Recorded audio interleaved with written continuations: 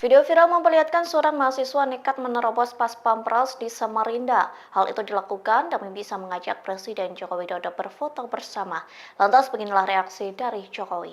Dikutip dari Serambi News, Jokowi melakukan kunjungan kerja ke Samarinda pada Minggu 8 September.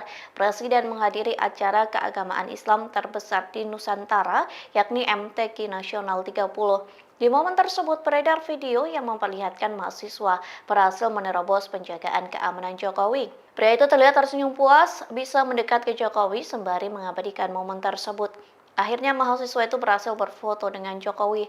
Terlihat sang presiden tersenyum dan memberi hadiah berupa kaos. Lantas pas Pampres meminta mahasiswa itu untuk menjauh.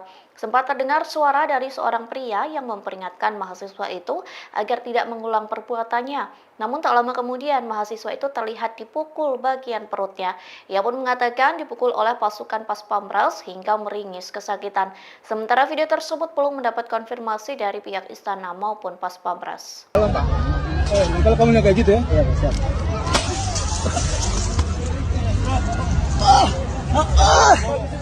Saya diantar.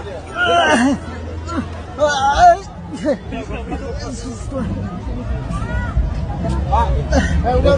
Pokoknya ngambil balik.